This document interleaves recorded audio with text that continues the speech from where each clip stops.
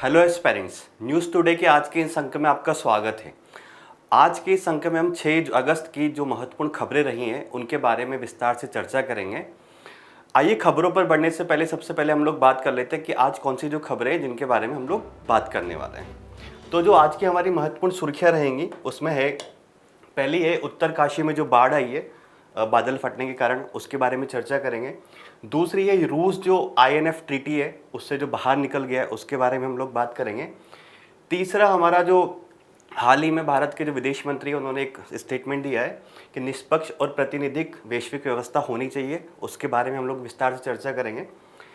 एक हाल ही में जो फिलीपींस के प्रेसिडेंट है वो भारत में आए थे और यहाँ पे कुछ समझौते पर हस्ताक्षर हुए, तो भारत फिलीपींस रणनीतिक साझेदारी जो है उसके बारे में हम लोग बात करेंगे। पांचवी महत्वपूर्ण खबर रहेगी हमारी इंटरनेशनल सी बेड अथॉरिटी के बारे में, ठीक है। और छठवीं खबर है हमारी WHO ने जो हेपेटाइटिस डी है उसको कैंसरकारी घोषित किया है, उसको माना है, तो उसके बारे में हम लोग बात करेंगे। और इसके साथ ही हम लोग बात करेंगे कुछ संक्षिप्त सुर्खियों की भी। संक्षिप्त सुर्खियों में हमारी पहली रहेगी मणिपुर में जो राष्ट्रपति शासन को बढ़ाया गया उसके बारे में। अनुसूचित जनजातियों के लिए जो सीटें का आरक्षण है लोकसभा राज्यसभा में, लोकसभा और विधानसभा में, उसके बारे में हम लोग बात करेंगे। पर्यावरण प्रभाव आकलन क्या होता है उसके बारे में बात करेंगे। नीलगिरी तहर जो है उसके बारे में बात करेंगे। संयुक्त राष्ट्र विश्व खाद्य कार्यक्रम है उसके बारे में हम लोग बात करेंगे। और इसके साथ ही में एक सुर्खियों में जो स्थल है न्यूजीलैंड, उसके बारे में हम लोग विस्तार से थोड़ी चर्चा करेंगे। तो सबसे पहले बात करते हैं हमारी पहली मुख्य खबर की। देखिए हमारी पहली मुख्य खबर जो है वो है उत्तरकाशी में बादल फटने से अचानक बाढ़ है। अभी न्यूज़ क्या है कि देखिए हाल ही में क्या हुआ, जो उत्तरकाशी है उसका एक गांव है धराली। धराली जो गांव है उसमें एक नदी है उसके पास में, उस नदी का नाम है खीर गंगा, जो कि किसकी सहायक नदी है, अलकनंदा की। अब इस खीर गंगा नदी के ऊपर ये हुआ कि अचानक से बादल फटने की घटना हो गई। जब ये बादल फटने की घटना हुई तो ये जो धराली जगह है यहाँ पे एक भयंकर बाढ़ आई और बाढ़ की वजह से काफ़ी सारी जान माल की हानि हुई। अभी भी वहाँ पे राहत और बचाव कार्य चल रहे हैं और ऐसा देखा गया कि 5-6 लोगों की तो मृत्यु हो गई है और 100 से 110 के आसपास जो लोग हैं अभी भी लापता है, ठीक है। तो हम लोग इस न्यूज़ में देखेंगे कि बादल फटने की घटना वास्तव में होती क्या है और क्या उसके कारण है मेनली। तो और इस तरह की जो घटनाएं हैं अभी एक देखा गया ट्रेंड के उत्तराखंड जो जगह है वहाँ पे इस तरह की घटनाएं जो है वो बढ़ रही है। और किसके बाद बढ़ रही है, एक ट्रेजेडी आई थी 2013 में केदारनाथ में, और उस ट्रेजेडी का भी एक बड़ा कारण माना जाता था कि वहाँ पे अचानक से बादल फट गया था, जिसकी वजह से केदारनाथ में एक बड़ा हादसा हुआ था उस टाइम पे। तो उसके 2013 के बाद से ही वहाँ पे उत्तराखंड में ये बादल फटने की जो घटनाएं हैं वो बढ़ती जा रही है, ऐसा एक एनालिसिस भी आया है। आगे देखते हैं हम इस न्यूज़ में क्या है। आगे मतलब बादल क्या होता है और कैसे फटता है उसके बारे में बात करी गई है। तो देखिए बादल फटने की घटना कब मानी जाएगी, ये बताया गया है कि जब 1 घंटे में 10 सेंटीमीटर या उससे अधिक की बारिश हो जाती है किसी एरिया में, 1 घंटे में 10 सेंटीमीटर से अधिक की अगर बारिश हो रही है तो उस घटना को बोला जाएगा कि वो बादल फटने की घटना है। बादल फटने की जो घटनाएं होती है ऐसे नहीं कि बहुत विस्तृत क्षेत्र में होती है। बादल फटने की जो घटनाएं होती है वो बहुत छोटे दायरे में होती है और कम समय में ही ऐसी घटना हो जाती है। बहुत टाइम नहीं लगता इसको, तुरंत बादल फटेगा और तुरंत उसके बाद बाढ़ आ जाती है। तो यही जब छोटे दायरे में हो रही है और कम समय में होती है तो इसी की वजह से इनका जो अनुमान लगाना है कि किसी एरिया में बादल फटने की घटना हो सकती है या नहीं हो सकती है, इसका अनुमान लगाना अपने आप में काफ़ी मुश्किल है। और अगर अनुमान भी लगाना है या फिर निगरानी करनी है इस प्रकार की, तो एक सघन रडार नेटवर्क्स हो गया या फिर हाई रेजोल्यूशन वेदर मॉडल जो हो गया उसकी आवश्यकता होती है इसके लिए। परंतु फिर भी सटीकता से पता लगाया नहीं जा सकता कि इस क्षेत्र में बादल फटने की घटना होने वाली है, ठीक है। अब बादल फटने की घटनाएं हम लोग अधिकांशतः देखते हैं कि पर्वतीय क्षेत्रों में हो रही है, उत्तराखंड के क्षेत्रों में हो रही है, हिमाचल के क्षेत्रों में हो रही है। परंतु ऐसा नहीं, बादल फटने की जो घटनाएं हैं वो मैदानी क्षेत्रों में भी हो सकती है। परंतु ये देखा गया कि पहाड़ी क्षेत्रों में ये घटनाएं ज़्यादा होती है क्योंकि वहाँ की जो भौगोलिक संरचना है उसके कारण इसकी जो संभावना है वो बढ़ जाती है। तो एक बात ये ध्यान रखनी है कि बादल फटने की जो घटना है वो मैदानी क्षेत्र में भी हो सकती है और इसकी जो संभावना है पर्वतीय क्षेत्र में ज़्यादा है क्योंकि वहाँ पे भौगोलिक संरचना उस प्रकार की है, ठीक है। एक भारत सरकार ने एक कार्यक्रम शुरू किया, एक योजना शुरू करी हुई है, राष्ट्रीय आपदा प्रबंधन योजना 2019। उसमें जो बादल फटने की जो घटनाएं हैं, उससे होने वाली आपदाओं का जोखिम किस प्रकार से कम किया जाए या फिर उन घटनाओं से किस प्रकार से निपटा जाए, उसके लिए एक विस्तृत सुझाव दिए हुए हैं, किसमें, राष्ट्रीय आपदा प्रबंधन योजना 2019 में। आगे देखते हैं इस न्यूज़ में क्या है। आगे देखिए, खबर ये है कि हिमालयी राज्यों में क्यों ज़्यादा बादल फटने की घटनाएं हो रही है या फिर क्यों संवेदनशील ज़्यादा है उसके लिए। तो पहला कारण तो है भौगोलिक कारण। अब भौगोलिक कारण की बात करते हैं कि वास्तव में भौगोलिक कारण है क्या। देखिए, होता क्या है, जब अरब सागर से गर्म और नमीयुक्त हवा आती है, गर्म और नमीयुक्त हवा आती है, जैसे कि ये हिमालय पर्वत हो गया और अरब सागर से यहाँ से गर्म और नमीयुक्त हवा आ रही है, तो जो बादल पर्वत की जो ढलान होती है उस पर जो हवा है वो तेजी से ऊपर चढ़ती है, और जो ये प्रक्रिया है इसको बोलते हैं ओरोग्राफिक लिफ्ट। ओरोग्राफिक लिफ्ट इसको क्या जाता है। अब जब ये ऊपर चढ़ता जाता है तो वहां पे क्या होता है कि ऊंचे कपासी स्तरीय जो बादल है वो बनने लग जाते हैं, और जब वो बादल कपासी स्तरीय बादल बन गए और नमी धारण करते जा रहे और उस नमी को बारिश के रूप में अगर निकाल नहीं रहे तो वो बहुत ज़्यादा मात्रा में जो नमी है वो इकट्ठा हो जाती है, और फिर एकदम से जब वो नमी सारी की सारी गिरती है तो वो जो हो जाता है बादल फटने की घटना हो जाती है। तो क्या हो रहा है, अरब सागर से जो गर्म और नमीयुक्त हवा आ रही है वो पर्वतीय ढलान के सहारे ऊपर चढ़ती है, जिसको ओरोग्राफिक लिफ्ट बोलते हैं। उसकी वजह से बड़े बड़े ऊंचे कपास से स्तरीय बादलों का निर्माण हो जाता है, और जब बहुत ज़्यादा मात्रा में नमी इकट्ठा हो जाती है तो उसके बाद जो होता है बादल फटने की घटना हो सकती है वहाँ पे। तो ये एक तो ये होगा भौगोलिक कारण, जिसकी वजह से हिमालयी जो राज्य है वो ज़्यादा संवेदनशील है किसके लिए, बादल फटने की घटना के लिए। आगे देखते हैं क्या। देखिए, अब ये तो प्राकृतिक कारण हो गया, भौगोलिक स्थिति तो, परंतु मानव जनित भी कुछ कारण है जिनकी वजह से बादल फटने की घटनाएं बढ़ रही है। मानव जनित कारणों में वही है, वैश्विक तापमान बढ़ रहा है जिसके कारण अत्यधिक वर्षा हो रही है कुछ क्षेत्रों में, और कुछ क्षेत्रों में वर्षा नहीं हो रही है। तो भारत के कुछ क्षेत्रों में जब अत्यधिक वर्षा हो रही है तो वहाँ पे बादल फटने की घटनाएं या फिर जो इसकी तीव्रता है वो एक तरह से बढ़ रही है वहाँ पे। जैसे कि केदारनाथ का जो बाढ़ आया था 2013 में, वहाँ पे एक स्टडी हुई थी। उस स्टडी में ये पाया गया कि जो उस दौरान 2013 के दौरान जब केदारनाथ में बाढ़ आई थी तो उस दौरान ज़्यादातर वर्षा जो हुई थी उस इलाके में वो ग्रीन हाउस गैसें और वायुमंडलीय प्रदूषण एरोसोल्स उसके लिए ज़्यादा जिम्मेदार थे।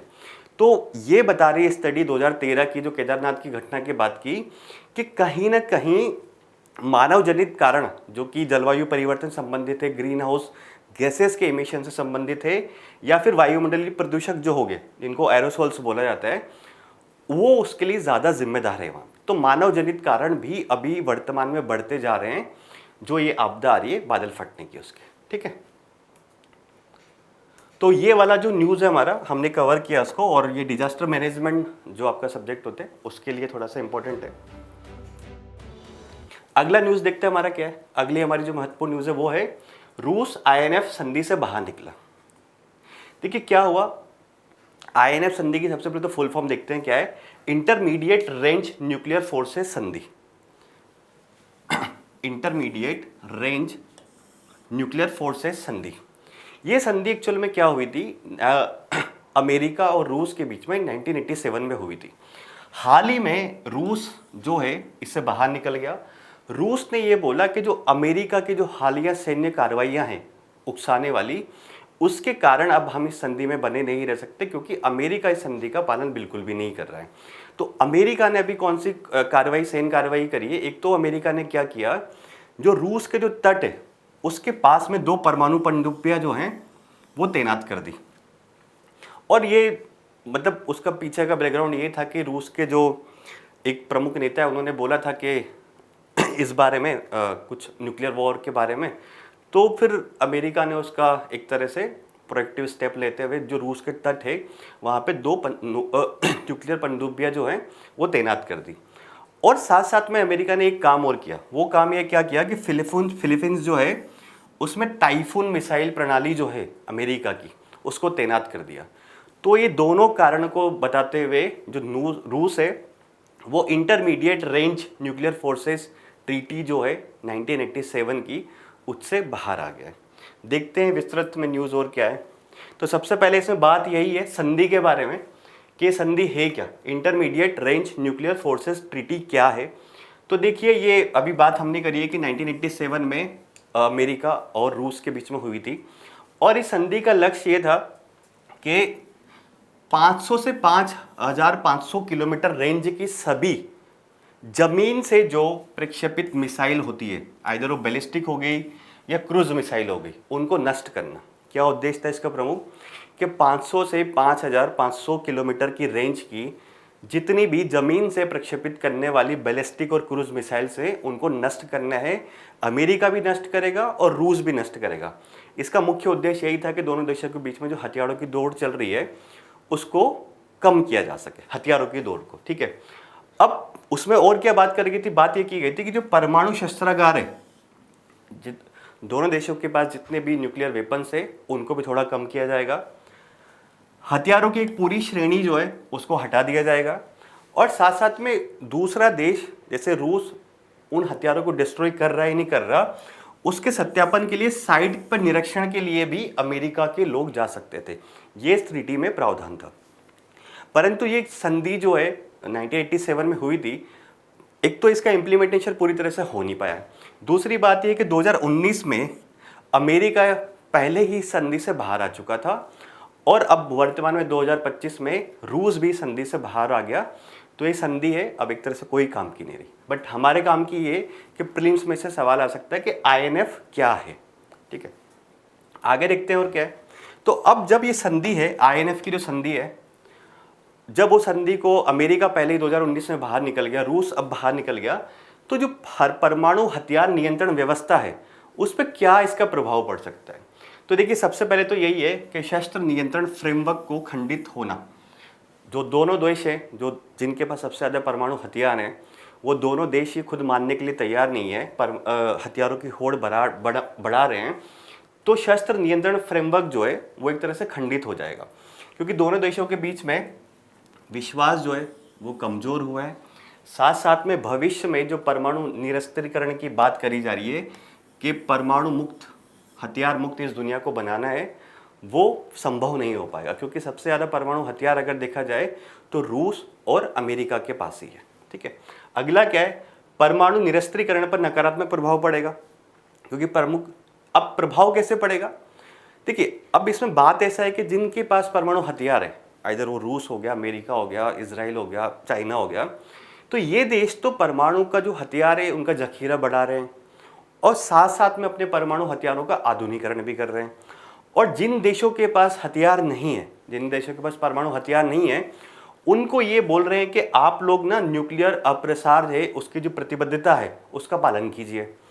तो ये एक तरह से कॉन्ट्रडिक्शन वाली बात हो गई कि आप तो परमाणु जखीरा बढ़ा रहे हो, अपने हथियारों का आधुनिकीकरण कर रहे हो, और जिन देशों के पास नहीं है उनको ये बोल रहे हो कि आप जो परमाणु अप्रसार प्रतिबद्धता है उसका पालन कीजिए। तो कहीं ना कहीं इससे जो है परमाणु निरस्त्रीकरण की जो एक धारणा है, अवधारणा है, वो कमजोर होगी। शीत युद्ध की राजनीति की वापसी कैसे हो सकती है। देखिए, जब द्वितीय विश्व युद्ध समाप्त हुआ तो उसके बाद अमेरिका और USSR के बीच में शीत युद्ध यानी कि कोल्ड वॉर शुरू हुआ, जो कि USSR के खात्मे के बाद उसके विघटन के बाद 1991 में ख़त्म हुआ था। तो इस दौरान दोनों देशों ने बहुत ज़्यादा हथियार बनाए, हथियारों की एक तरह से होड़ लगी हुई थी। तो जो अगर ये दोनों देश इस ट्रीटी से बाहर आ रहे हैं जो कि 1987 में साइन हुई थी, तो कहीं ना कहीं से वापस से जो शीत युद्ध की जो मानसिकता है कि अमेरिका भी हथियार बनाएगा, रूस भी हथियार बनाएगा, तो कहीं ना कहीं उस जमाने में शीत युद्ध के टाइम पे जो मिसाइल संकट हुआ करते थे यूरोपीय देशों में, वो वापस से उभर सकते। तो शीत युद्धकालीन जो राजनीति है वो वापस आ सकती है रूस और पश्चिमी देशों के बीच या फिर अमेरिका के बीच। सुरक्षा संबंधी जोखिम जो है वो भी इससे बढ़ सकते हैं, क्योंकि देखिए, विश्व स्तर पर अगर हथियारों का निर्माण होगा और हथियारों की एक तरह से दौड़ लगी रहेगी, तो कहीं ना कहीं सुरक्षा के जो जोखिम है वो भी बढ़ेंगे आने वाले टाइम में। अब देखते हैं और क्या है। अब वैश्विक स्तर पर कौन कौन से प्रयास किए गए हैं परमाणु हथियार नियंत्रण के लिए, उनके बारे में थोड़ा संक्षिप्त में बात करते हैं कि क्या क्या प्रयास है। तो सबसे पहला तो यही है परमाणु हथियार अप्रसार संधि, जिसको NPT न्यूक्लियर प्रोलिफरेशन ट्रीटी बोलते हैं। जो कि 1970 में साइन हुई थी। और इस संधि के तहत यह बोला गया था कि परमाणु हथियार, साथ साथ में परमाणु हथियारों को बनाने की जो तकनीक है उसका जो प्रसार है वो नहीं होना चाहिए। परमाणु अप्रसार संधि NPT 1970 में साइन हुई थी और उसके तहत ये बात की गई थी कि परमाणु हथियार भी एक दूसरे देश में ट्रांसफर नहीं होने चाहिए, साथ साथ में परमाणु हथियारों को बनाने की जो टेक्निक है वो भी आगे नहीं जानी चाहिए। तो पहली संधि ये होगी। दूसरी है स्ट्रेटेजिक ऑफेंसिव रिडक्शन ट्रीटी, जिसको SALT बोलते हैं। ये 2002 में संपन्न हुई और ये अमेरिका और रूस के बीच में एक तरह का द्विपक्षीय समझौता था। इस समझौते के तहत ये बात करी गई थी कि सामरिक परमाणु हथियार जो है उनकी संख्या को कम किया जाएगा। देखिए, सामरिक हथियार वो होते हैं जो किसी भी देश की सैन्य अवसंरचना हो गई, औद्योगिक अवसंरचना हो गई, या फिर महत्वपूर्ण प्रतिष्ठान जो हो गए, उन पर हमला करने के लिए बनाए जाते हैं। तो इस ट्रीटी के माध्यम से, स्ट्रेटेजिक ऑफेंसिव रिडक्शन ट्रीटी के माध्यम से ये बात की गई थी कि अमेरिका और रूस दोनों जो हैं वो सामरिक परमाणु हथियारों की जो संख्या है उसको सीमित करेंगे। ठीक है। अगला जो एक ट्रीटी है वो जो हुआ था न्यू सामरिक हथियार न्यूनीकरण संधि, उसको जिसको बोला जाता है न्यू स्टार्ट। इसका शॉर्ट फॉर्म ध्यान रखिएगा, ये इंपॉर्टेंट होता है। न्यू स्टार्ट क्या है ना।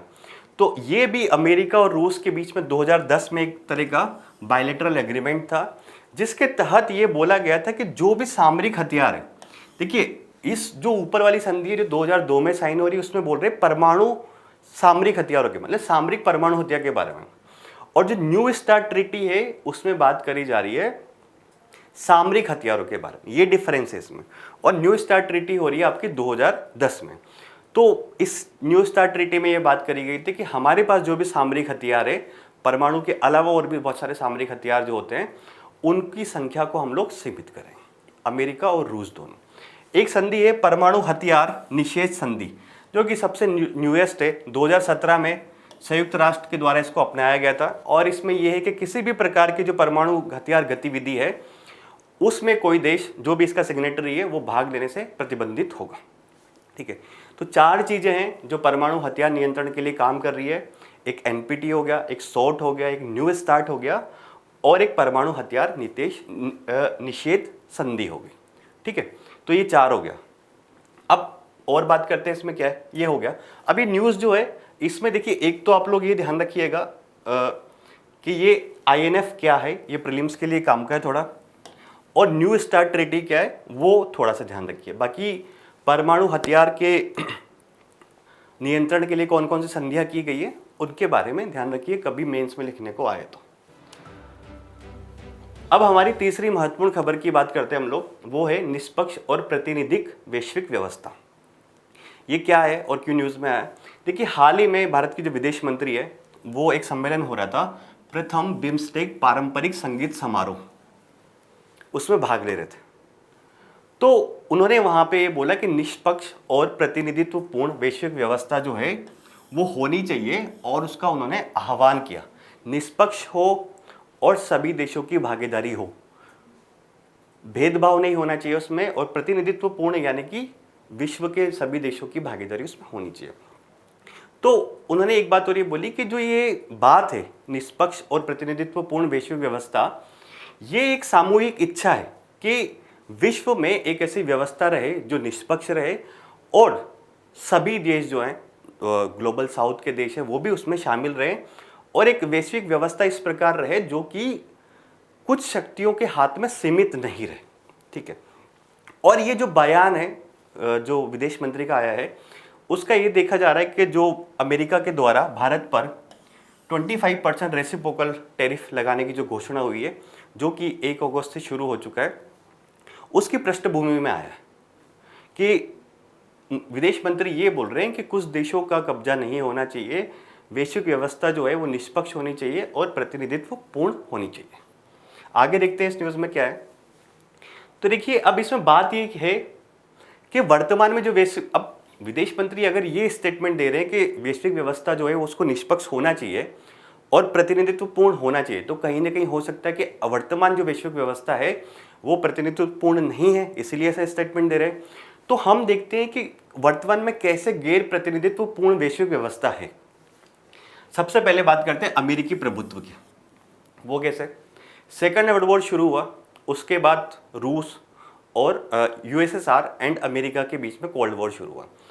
तब तक भी अमेरिका की एक तरह से वैश्विक उदारवादी व्यवस्था जो है उसमें अमेरिका की हेजेमोनी चला करती थी, अमेरिका का प्रभुत्व चला करता था। परंतु जब 1991 यानी कि 1991 में यूएसएसआर का विघटन हो गया, तो उसके बाद अमेरिका की हेजेमोनी और ज़्यादा बढ़ गई। ठीक है, परंतु हाल ही में देखा जा रहा है कि कहीं ना कहीं अमेरिका का जो प्रभुत्व है उसमें सापेक्षिक रूप से गिरावट आई है, यानी कि जितना पहला उसका प्रभुत्व हुआ करता था वर्तमान में नहीं है। और वो क्यों? क्योंकि कुछ उभरती शक्ति आ रही है, जैसे कि चीन से उसकी आर्थिक प्रतिस्पर्धा हो रही है ना। एक है कि रणनीतिक रूप से अति विस्तार की बात हो रही है, उसके कारण अमेरिकन जो हेजेमोनी है वो या प्रभुत्व है उसमें थोड़ी सी कमी आ रही है। और बहुपक्षीय वैश्विक संस्थान जो है उससे अमेरिका पीछे हट रहा है, तो अमेरिका की जो विश्वसनीयता है वो कमजोर हो रही है। बहुपक्षीय वैश्विक संस्थानों से किस किस से पीछे हटा है, तो अगर कुछ उदाहरणों की बात करें तो 2015 में जो पेरिस क्लाइमेट चेंज समझौता हुआ था उससे अमेरिका पीछे हट गया था। और यूनेस्को है, उसकी मेंबरशिप भी अमेरिका ने त्याग दी। तो कहीं ना कहीं ये जो अमेरिका वैश्विक संस्थानों पर कब्जा करके बैठा था पहले, तो उनसे पीछे हट रहा है अब। तो जो विश्व के देश ये समझ रहे हैं कि यार अब अमेरिका उतना पावरफुल नहीं रह गया, अमेरिका को उतना प्रभुत्व नहीं है, या अमेरिका उतना विश्वसनीय देश अब नहीं रहा है, तो वैश्विक संस्थानों से पीछे हट रहा है। इसकी वजह से भी अमेरिकन हेजेमोनी जो है या प्रभुत्व जो है उसमें कमी आ रही है। अब क्या है, दूसरा है कि भू राजनीतिक शक्ति के साधन के रूप में व्यापार का उपयोग किया जा रहा है। इसका सबसे ज्यादा उपयोग तो अभी अमेरिका ही कर रहा है, भू राजनीतिक शक्ति के रूप में व्यापार का उपयोग, है ना, साधन के रूप में व्यापार का उपयोग कि अपने जो रणनीतिक हित हैं उनको साधने के लिए किसी भी देश के ऊपर टैरिफ बढ़ा दे रहा है अमेरिका।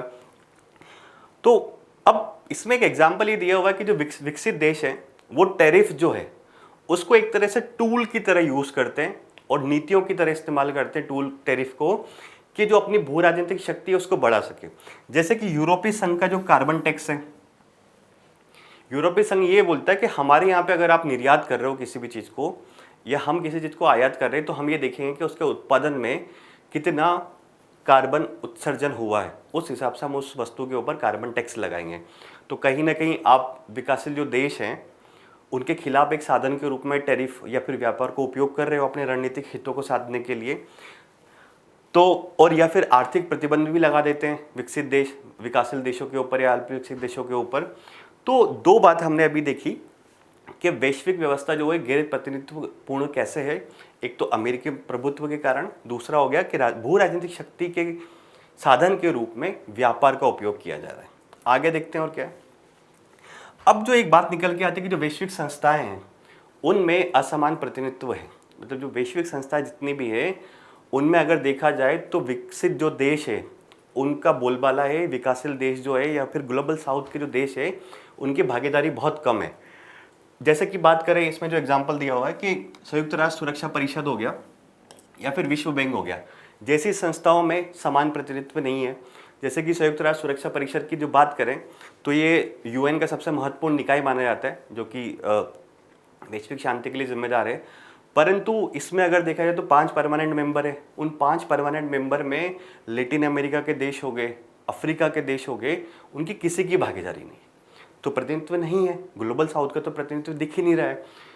अब अगर बात करें विश्व बैंक की, तो विश्व बैंक का जो अध्यक्ष होता है वो भी मेनली अमेरिकन होता है।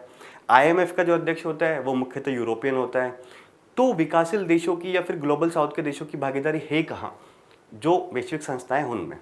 तो हो गया, गैर प्रतिनिधित्वपूर्ण हो गई वैश्विक व्यवस्था जो है वो। एक अप्रभावी बहुपक्षवाद, ये कैसा है कि जैसे शक्तिशाली जो राष्ट्र है वो बहुपक्षीय जो मंच होते हैं उनको दरकिनार कर देते हैं, और इसकी वजह से क्या होगा था कि वैश्विक सहयोग जो है वो कमज़ोर हो जाता है। बहुपक्षीय मंच मतलब एक तरह से यही हो गया कि अगर कोई डिसीजन दिया गया बहुपक्षीय मंचों पे या फिर कोई वहाँ पे निर्णय लिया गया तो शक्तिशाली जो राष्ट्र है उसको दरकिनार कर देते हैं, उसको मानते नहीं है। तो इसकी वजह से हो जाता है कि फिर वैश्विक जो सहयोग है देशों के बीच में वो कमज़ोर हो जाता है, और वैश्विक प्रतिक्रियाएं एक तरह से फिर हितों से संचालित होने लग जाती है। हर देश अपने नेशनल इंटरेस्ट के बारे में सोचने लग जाता है। फिर अगला क्या है, डी ग्लोबलाइजेशन और क्षेत्रीय एकीकरण। देखिए इसमें क्या है, डी ग्लोबलाइजेशन वर्तमान में दिख ही रहे हैं हम लोग एक तरह से कि हर देश टैरिफ लगा रहा है, व्यापार के लिए बाधाएं खड़ी कर रहा है, टैरिफ नॉन टैरिफ चीज़ें बढ़ रही हैं। तो डीग्लोबलाइजेशन की ओर तो हम लोग थोड़े थोड़े जा रहे हैं। क्षेत्रीय एकीकरण ज़्यादा हो रहा है, यानी कि क्षेत्रीय स्तर पर संगठन बन रहे हैं, जैसे कि आसियान हो गया जो कि दक्षिण पूर्व एशियाई देशों का संगठन है, क्वेड हो गया जो भारत, अमेरिका, ऑस्ट्रेलिया, जापान का संगठन है एक, है ना। ब्रिक्स हो गया जिसमें Brazil, Russia, India, China, south Africa है। तो जो विश्व है वो एक तरह से क्षेत्रीय गुटों में बढ़ता जा रहा है, अलग अलग गुट बनते जा रहे हैं। तो अलग अलग गुट अगर जब बनेंगे तो कहीं ना कहीं से जो वैश्विक व्यवस्था है उसको थोड़ा सा नुकसान इसकी वजह से पहुंचेगा।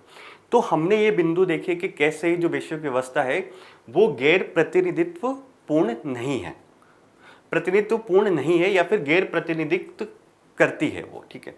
आगे देखते हैं इसमें और क्या है। अब आगे की राह क्या होनी चाहिए, अगर वैश्विक व्यवस्था जो है वो गैर प्रतिनिधित्व पूर्ण है और निष्पक्ष नहीं है तो होना यही चाहिए कि जो बहुपक्षीय वैश्विक संस्थान है उनमें सुधार होना चाहिए, जैसे कि यूएनएससी जो है उसका विस्तार किया जाए, उसमें परमानेंट मेंबरों की संख्या बढ़ाई जाए। भारत भी प्रयास कर रहा है इस क्षेत्र में।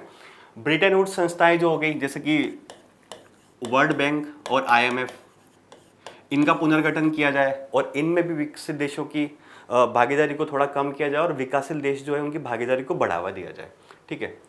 यानी कि ग्लोबल साउथ जो है उसकी भागीदारी को बढ़ावा दिया जाए।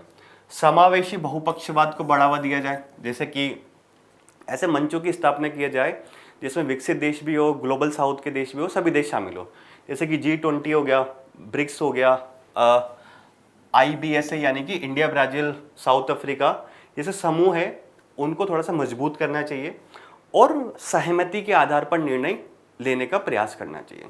अगला हो गया कि मुद्दों पर आधारित सहयोग को बढ़ावा देना, जैसे कि वर्तमान में जो विश्व की जो समस्याएं हैं, शांति की समस्याएं, अभी जगह जगह हम लोग देख रहे हैं कि वॉर्स चल रही है, जलवायु परिवर्तन सर पे खड़ा हुआ है, ग्लोबल वार्मिंग हो रही है, मानवाधिकारों का हनन हो रहा है लोगों के, तो जैसे मुद्दे जो हैं उन पे एक तरह से देशों को वैश्विक सहमति बनानी चाहिए, क्योंकि शांति हो गया, जलवायु परिवर्तन हो गया, इनसे हर देश जो है आने वाले टाइम में प्रभावित रहेगा, ठीक है। तो हमने ये पूरी बात करी इस न्यूज़ के बारे में। अब बात करते हैं हमारी चौथी महत्वपूर्ण खबर की आज की। हमारी खबर है भारत फिलीपींस रणनीतिक साझेदारी।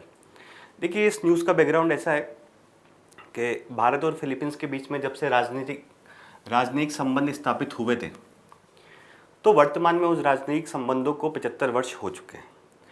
और हाल ही में 1-2 दिन पहले फिलीपींस के जो राष्ट्रपति है वो भारत आए थे और दोनों देशों के बीच में कुछ समझौते पर हस्ताक्षर हुए। तो एक ये बात हुई दोनों देशों के बीच में कि हमारे बीच में जो अब साझेदारी है उसको हम लोग रणनीतिक साझेदारी की ओर बढ़ाएंगे। तो एक रणनीतिक साझेदारी कार्य योजना जो है दोनों देशों ने मिलकर बनाई, वो जो चलेगी 2025 से लेकर 2029 तक चलेगी। ये बात इस न्यूज़ में है। अब हम इसमें एनालिसिस करेंगे कि भारत और फिलीपींस के बीच में किस प्रकार के संबंध है। हमारे जो पेपर 2 है जिसमें इंटरनेशनल रिलेशन, उसमें ये काम का होगा हमारे लिए, है ना। फिलीपींस की स्थिति अगर आपको देखनी है तो फिलीपींस ये यहाँ रहा, इसके पश्चिमी साइड में आपके साउथ चाइना सी हो गया और ये फिलीपींस सी है और ये पूरा पैसिफिक ओशन है, ठीक है। आगे देखते हैं इसमें क्या है। अब और क्या किन समझौतों पर हस्ताक्षर किए गए दोनों देशों के बीच में वो देखते हैं। देखिए एक महत्वपूर्ण समझौता था वो तो हो ही गया कि दोनों दो देश हैं वो अपने संबंधों को रणनीतिक स्तरों पर आगे लेके जाएंगे। इसके लिए रणनीतिक साझेदारी कार्य योजना बनी है जो कि 2025 से लेकर 2029 तक चलेगी। अब उसके बाद और क्या समझौते हुए, एक हुआ पारस्परिक कानूनी सहायता और सजा याफ्ता व्यक्तियों का हस्तांतरण। पारस्परिक कानूनी सहायता क्या होता है कि दोनों जो देश हैं आपराधिक मामलों में एक दूसरे को सूचना साझा करेंगे, जांच में सहयोग करेंगे, इस प्रकार का समझौता हुआ। और सजायाफ्ती व्यक्ति, अगर जैसे भारत का कोई व्यक्ति है जो कि अपराध करके भागा है और वो फिलीपींस में है, वहाँ की सरकार ने उसको गिरफ्तार कर लिया तो उसका हस्तांतरण भारत में हो सकता है, ठीक है। ये एक सहयोग हुआ, इस पर हस्ताक्षर हुआ। दूसरा ये दोनों देशों ने बोला कि हम लोग विज्ञान, अंतरिक्ष और पर्यटन जो क्षेत्र है उसमें भी सहयोग करेंगे। अब एक बात ये हुई कि फिलीपींस में एक पायलट प्रोजेक्ट चल रहा है, उसका नाम है सॉवरिन डेटा क्लाउड इंफ्रास्ट्रक्चर। ये फिलीपींस का प्रोग्राम है। तो भारत ने ये बोला कि हम इसको समर्थन देते हैं, आपके sovereign data cloud infrastructure program जो है, आपकी पायलट परियोजना जो चल रही है उसको समर्थन हम लोग दे रहे हैं, ऐसा भारत ने बोला है। साथ साथ में क्या हुआ, सूचना संलयन केंद्र हिंद महासागर क्षेत्र में फिलीपींस को शामिल कर लिया भारत ने। तो ये सूचना संलयन केंद्र हिंद महासागर क्षेत्र वास्तव में क्या है? देखिए, जो भारत की जो नौसेना है, नौसेना के द्वारा इसको शुरू किया गया है और एक तरह से क्षेत्रीय समुद्री सुरक्षा का जो केंद्र है वो है। और इसके तहत समुद्री सुरक्षा के क्षेत्र में जो देश इसके सदस्य होते हैं उनको एक तरह से सूचनाएं साझा की जाती है। तो इसमें फिलीपींस को शामिल किया गया है हाल में। ठीक है, आगे देखते हैं और इस न्यूज़ में क्या है। अब थोड़ी ट्रेडिशनल चीज़ें देखते हैं कि भारत और फिलीपींस के बीच में संबंध है, उनके प्रमुख आयाम क्या है, या कौन कौन से जो क्षेत्र हैं जिनमें भारत और फिलीपींस जो है सहयोग कर रहे हैं एक दूसरे से। तो पहला है रक्षा सहयोग की। अगर हम लोग बात करें तो रक्षा सहयोग में सबसे प्रमुख ये है कि ब्रह्मोस मिसाइल जो कि भारत और रूस दोनों ने मिलकर बनाई है, उसका अगर पहला कोई विदेशी खरीदार है तो फिलीपींस है, ब्रह्मोस मिसाइल। तो एक बात ये याद रखनी है रक्षा संबंधों में। दूसरी बात ये है कि दोनों देशों के बीच में नौसैनिक सहयोग जो है वो बढ़ाने के लिए 2024 में मनीला जो है उसमें पहला ट्रैक 1 समुद्री संवाद जो है वो आयोजित किया गया था दोनों देशों के बीच में। यानी कि दोनों देश जो है, एक तो ब्रह्मोस मिसाइल भारत निर्यात कर रहा है फिलीपींस को, दूसरा है कि नौसैनिक सहयोग बढ़ाने के लिए मनीला में पहला ट्रैक 1 समुद्री संवाद आयोजित किया गया था। अगला देखते हैं क्या है, आर्थिक जुड़ाव क्या है दोनों देशों के बीच में। तो दोनों देशों के बीच में बायलैटरल ट्रेड की अगर हम लोग बात करें, द्विपक्षीय व्यापार की, तो वो 2023-24 तक लगभग $3 बिलियन था। ठीक है, अच्छा खासा है। अब दोनों देशों के बीच में एक समझौते के ऊपर और बातचीत चल रही है, इसको बोलते हैं प्रेफरेंशियल ट्रेड एग्रीमेंट या फिर अधिमान्य व्यापार समझौता। देखिए, अधिमान्य व्यापार समझौता जो होता है वो ये है कि 2 या 2 से अधिक देशों के बीच में समझौता हो सकता है और इस समझौते में जो भी देश शामिल रहते हैं वो एक दूसरे को व्यापारिक रियायतें प्रदान करते हैं, या तो टैरिफ कम करते हैं या किसी अन्य प्रकार से प्रदान करते हैं। प्रेफरेंशियल ट्रेड एग्रीमेंट का जो अगला चरण होता है फिर FTA में कन्वर्ट होता है। ठीक है, साथ साथ में दोनों जो देश हैं वो भारत आसियान मुक्त व्यापार समझौता जो है उसका भी लाभ उठा रहे हैं, क्योंकि आसियान का मेंबर फिलीपींस है तो उसका भी लाभ इनके द्वारा उठाया जा रहा है। और ये समझौता जो हुआ था मुक्त व्यापार समझौता भारत आसियान, ये 2010 से लागू है। तो एक तो इसकी वजह से दोनों देशों के बीच में ट्रेड हो रहा है, परंतु दोनों देश द्विपक्षीय रूप से भी बात कर रहे हैं कि हम लोग कुछ सामानों के लिए उनमें व्यापार बढ़ाने के लिए अधिमान्य व्यापार समझौता या फिर प्रेफरेंशियल ट्रेड एग्रीमेंट जो है उसमें साइन कर लेते हैं। ठीक है, अब क्षमता निर्माण और शिक्षा की बात करते हैं कि दोनों देशों के बीच में क्या चल रही है। तो देखिए, फिलीपींस जो है, भारत सरकार का एक कार्यक्रम चलता है विदेश मंत्रालय का, उसका नाम है भारतीय तकनीकी एवं आर्थिक सहयोग।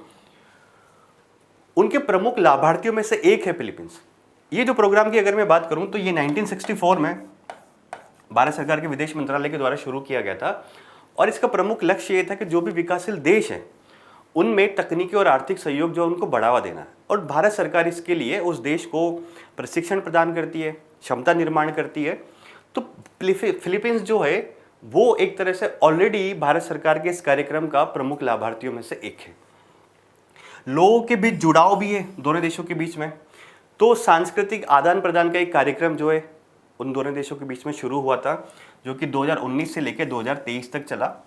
और भारत के बहुत सारे जो प्रवासी लोग हैं, लगभग 70,000 जो प्रवासी है भारत के, वो फिलीपींस में रहते हैं। एक बड़ी संख्या है जो भारतीयों की वहाँ पर रहती है। तो इसकी वजह से पीपल टू पीपल कॉन्टेक्ट जो है भारत और फिलीपींस के बीच में वो भी अच्छी खासी मात्रा में है। ठीक है, आगे देखते हैं और क्या है। अब महत्व क्या है, भारत और फिलीपींस के बीच में जो रणनीतिक संबंध है, अगर वो आगे बढ़ेंगे या फिर वर्तमान में संबंध है, उनका महत्व क्या है। अंतर्राष्ट्रीय राजनीति में हर जो देश अपने राष्ट्रीय हितों के अनुसार एक दूसरे देश के साथ आगे बढ़ता है। तो महत्व क्या है इनका, सबसे पहले तो ये कि साझा हिंद प्रशांत दृष्टिकोण जो है उसकी जो बात करी जा रही है। देखिए, हिंद प्रशांत क्षेत्र जो है वो विश्व का आर्थिक रूप से अगर देखा जाए तो सबसे तेजी से उभरता हुआ क्षेत्र है, परंतु इस क्षेत्र में कुछ तनाव भी है और कुछ अस्थिरता भी है अलग अलग प्रकार की। तो अब दोनों देश जो हैं, दोनों के हित हिंद प्रशांत क्षेत्र में स्थित है। दोनों देशों का ये मानना है कि जो हिंद प्रशांत का क्षेत्र रहे वो स्वतंत्र रहे, खुला रहे और नियम आधारित व्यवस्था के आधार पर वो चले। यानी कि वहाँ पर आवागमन जो है वो स्वतंत्र रूप से रहे, खुला रूप से रहे, और अगर कोई भी डिस्प्यूट हो रहा है तो उसको नियम के आधार पर वहाँ पे सुलझाया जाए। ये दोनों देशों का दृष्टिकोण है। साथ साथ में फिलीपींस जो है भारत सरकार का एक महासागर विजन है, उसका भी एक प्रमुख भागीदार है। देखिए भारत सरकार ने शुरू किया हुआ महासागर विजन, इसके तहत क्या है कि क्षेत्र जो है भारत के आसपास के जो क्षेत्र हैं इंडो पैसिफिक में, उन क्षेत्रों की सुरक्षा, विकास और पारस्परिक और समग्र उन्नति की बात ये एक विजन करता है महासागर जो है। ठीक है, तो पहली बात तो ये है कि इन संबंधों का महत्व क्या है, वो ये है कि साझा हिंद प्रशांत दृष्टिकोण दोनों देशों का है।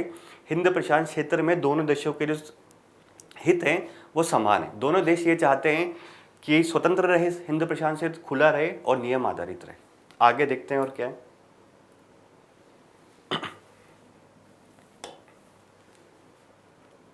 आगे है हमारा चीन के आक्रामक रूप से निपटना। ये क्या है, देखिए एक इसमें एग्जाम्पल जो दिया है उसके बारे में बात करते हैं कि 2016 में क्या हुआ था। फिलीपींस और चीन के बीच में साउथ चाइना सी में किसी जगह को लेकर एक डिस्प्यूट था, या फिर एक डिस्प्यूट था कि किसके अनन्य आर्थिक क्षेत्र में ये पर्टिकुलर जगह आती है।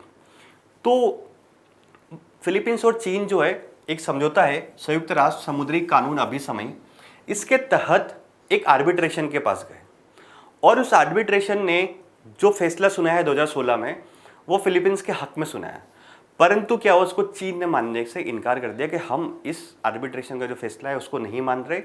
यानी कि साउथ चाइना सी में चीन जो है वो तनावपूर्ण माहौल बना रहा है और भारत के आसपास के जो देश हैं या भारत के जो हिंद महासागर है वहाँ पे भी चीन जो है वो धीरे धीरे अपनी उपस्थिति को बढ़ा रहा है।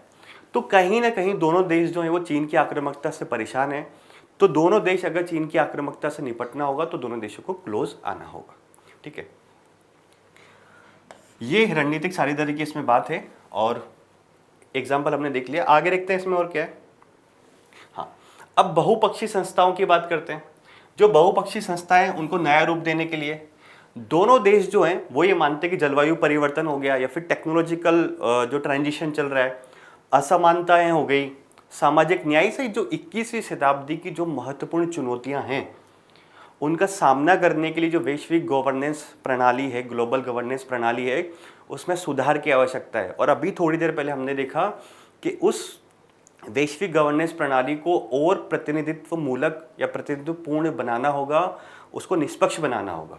ठीक है, तो वैश्विक गवर्नेंस प्रणाली में सुधार की दोनों देश बात करते हैं। ये गवर्नेंस प्रणालियाँ वही है, यूएनएससी में सुधार करना है, वर्ल्ड बैंक में, आईएमएफ में, जो ग्लोबल साउथ के जो देश हैं उनको ज़्यादा भागीदारी देनी है।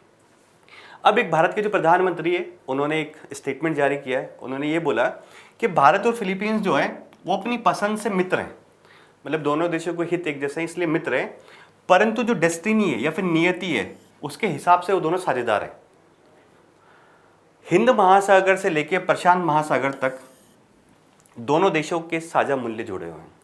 तो भारत के प्रधानमंत्री ने यह बोला कि भारत और फिलीपींस जो है अपनी पसंद से मित्र हैं, परंतु जो डेस्टिनी है उनकी उसकी वजह से वो साझेदार हैं। और हिंद महासागर से लेकर प्रशांत महासागर तक दोनों देशों के साझा हित जुड़े हुए हैं, तो दोनों देश साझेदार रहेंगे भविष्य में भी। ठीक है, तो ये पूरी खबर का हमने एनालिसिस किया। अब बात करते हैं इंटरनेशनल सी बेड अथॉरिटी की, जो कि हमारी 5वीं महत्वपूर्ण न्यूज़ है। देखिए ये न्यूज़ में क्यों आया इंटरनेशनल सी बेड अथॉरिटी? न्यूज़ में इसलिए आया कि जब इसकी स्थापना हुई थी 1994 में, उसके बाद से इसको अब 30 साल हो गए जब इसकी स्थापना हुई थी। तो इसकी स्थापना हुई और इसका 30वां सत्र हुआ, तो उस 30वें सत्र में कुछ बातें निकल के आई, उनके बारे में भी हम लोग बात करेंगे। साथ साथ में ये ऑर्गेनाइजेशन वास्तव में है क्या, इसकी हम लोग बात करेंगे। तो हाल ही में क्या हुआ कि इंटरनेशनल सी बेड अथॉरिटी जो है उसका ऐतिहासिक 30वां सत्र जो है उसका समापन हुआ। साथ साथ में जो इसकी स्थापना हुई थी 1994 में, उसके पश्चात इसकी 30वीं वर्षगांठ भी हुई वर्तमान। अब देखते हैं कि क्या हमारे लिए काम का है इस न्यूज़ में। अब जो ये 30वीं सत्र के जो प्रमुख निर्णय है वो कौन कौन से हैं वो देख लेते हैं। पहले एक कॉमन हेरिटेज फंड जो है उसके विकास में प्रगति हुई है थोड़ी, ऐसा इस 30वीं सत्र के निर्णय में आया है। तो ये फंड क्या है? ये फंड जो है वो संधारणीयता यानी कि सस्टेनेबिलिटी, क्षमता निर्माण यानी कि कैपेसिटी बिल्डिंग, समान लाभ साझाकरण के लिए वित्तीय सहायता प्रदान करेगा। यानी कि जो फंड है कॉमन हेरिटेज फंड, वो संधारिता, क्षमता निर्माण, समान लाभ साझाकरण के लिए वित्तीय सहायता प्रदान करेगा ये फंड। अगला क्या है, आर्थिक योजना आयोग, आर्थिक योजना आयोग। ठीक है, तो ये क्या है, ये जो काम करना शुरू कर दिया गया, आर्थिक योजना आयोग इसने काम करना शुरू कर दिया है।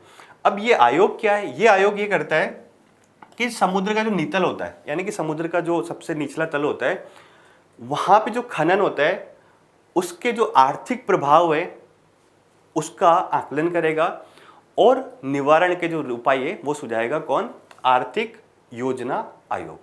अगला क्या हुआ इसी सत्र में, तीसरे सत्र में, कि 1 नवंबर को ये बोला कि international deep sea bed day के रूप में अपनाया गया।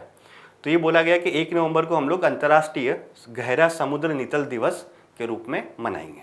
तो ये 3 महत्वपूर्ण बातें किसमें हुई है, जो 30वें सत्र था उसमें निकल कर आई है हमारे। अब देखते हैं आईएसए वास्तव में है क्या। अब ये जो है प्रीलिम्स के लिए काफ़ी काम का है कि वास्तव में आईएसए है क्या। तो जो इंटरनेशनल सी बेड अथॉरिटी है वो एक्चुअली ये है कि जो हमारे जितने भी देश हैं, विश्व स्तर पर जितने भी देश हैं, उनकी कुछ तो अधिकार होता है समुद्र सीमा पर, मतलब एक राष्ट्रीय अधिकार होता है जिसको EEZ भी बोलते हैं, और बहुत सारे होते हैं, उसकी अलग टेक्निकल चीज़ में बात नहीं करते हैं। पर जो राष्ट्रीय अधिकार होता है उसके परे एक अंतर्राष्ट्रीय समुद्र है, वहाँ पे अगर उसके समुद्र के नितल यानी कि समुद्र की गहराई में खनिज संसाधनों का अगर खनन करना है या प्रबंधन करना है तो कौन सी संस्था उसके लिए जिम्मेदार है, वो है इंटरनेशनल सी बेड अथॉरिटी। ठीक है, तो ये है कि राष्ट्रीय अधिकार क्षेत्र से परे समुद्र नितल के खनिज संसाधनों का प्रबंधन करने के लिए जो संस्था जिम्मेदार है वो है इंटरनेशनल सी बेड अथॉरिटी यानी कि ISA। अब एक फैक्ट दिया हुआ है, फैक्ट क्या है कि विश्व के जितने भी महासागर हैं उसमें लगभग 54% हिस्सा जो है वो राष्ट्रीय अधिकार क्षेत्र के अंतर्गत आता है। यानी कि उल्टा भी बोले तो 46% जो क्षेत्र है वो अंतर्राष्ट्रीय क्षेत्र में आता है, किसी देश के कब्जे में या उसके राष्ट्रीय अधिकार क्षेत्र में नहीं आएगा। अब इसके बारे में एक और बात बताई गई है कि यह विश्व का एकमात्र संगठन है जो राष्ट्रीय सीमाओं से परे गहरे समुद्र क्षेत्रों पर केंद्रित अपने काम को करता है। ठीक है, तो राष्ट्रीय सीमाओं से परे समुद्र में अगर गहरे क्षेत्र में किसी को खनन करना है, कोई भी आर्थिक गतिविधि करनी है, तो उसके लिए रिस्पॉन्सिबल ऑर्गेनाइजेशन कौन है, ISA। ISA का उद्देश्य क्या है कि खनन सहित गहरे समुद्र क्षेत्र में होने वाली कोई भी गतिविधि होगी, आर्थिक गतिविधि होगी, उसको विनियमित करना है और उसके लिए जिम्मेदार है। इसका मुख्यालय की बात करें तो किंगस्टन में, जमैका के किंगस्टन में। ठीक है, और इसकी सदस्यता की बात करें कि कितने इसमें सदस्य हैं, तो देखिए 170 जो देश हैं वो इसके सदस्य हैं। 170 देश नहीं, एक्चुअल में 170 टोटल सदस्य हैं, जिसमें से 169 देश हैं और एक जो है वो यूरोपियन यूनियन है। एक ये इसमें इम्पॉर्टेंट एक स्टेटमेंट है, वो ये कि UN क्लोज जो है, यानी कि जो अभिसमय है, उसके जो सभी पक्षकार सदस्य हैं, यानी कि ये है कि UN क्लोज के जितने भी मेंबर्स हैं वो सारे किसके मेंबर हैं, ISA के। तो ये स्टेटमेंट अगर कभी प्रीलिम्स में आए कि UN क्लोज के सभी जो मेंबर्स कंट्री हैं वो ISA के मेंबर है, तो ये स्टेटमेंट सत्य होगा।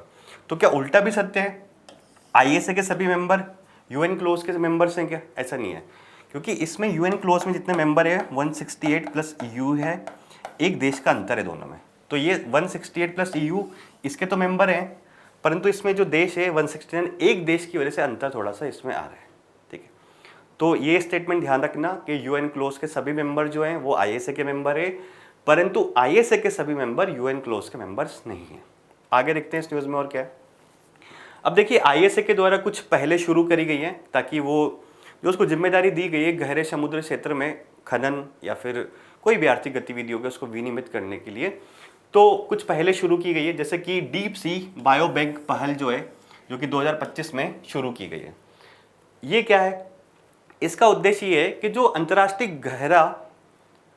अंतर्राष्ट्रीय समुद्र नितल क्षेत्र है जिस पे किसी राष्ट्र का कब्जा नहीं है, उस समुद्र के नितल में अगर कोई जैविक नमूने हैं या फिर कोई आनुवंशिक डाटा है, कोई भी जैविक नमूना हो गया फिर आनुवंशिक डाटा हो गया जो कि अंतर्राष्ट्रीय समुद्री नीतल क्षेत्र में स्थित है, तो उसका वैश्विक भंडार बनाया जाएगा और उस वैश्विक भंडार को बाकी अनुसंधान और क्षमता निर्माण की गतिविधियों के लिए बाकी जो वैश्विक समुदाय है उसको पहुंचाया जाएगा। मतलब सिंपल से वर्ड में ये है कि डीप सी बायो बैंक पहल, नाम से दिख रहा है कि जो डीप सी में जो भी बायो से संबंधित यानी कि जैविक नमूने हो गए, आनुवंशिक चीज़ों का जो डाटा है उसको इकट्ठा किया जाएगा, बैंक बनाया जाएगा और उसको विश्व के साथ साझा किया जाएगा ताकि क्षमता निर्माण को किया जा सके और अनुसंधान को कार्यों को और बढ़ावा दिया जा सके।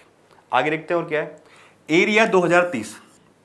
ये क्या है 2030 तक ये बात की गई है कि जो अंतर्राष्ट्रीय समुद्र नितल का क्षेत्र है उसकी हाई रेजोल्यूशन मानचित्रण बनाया जाएगा।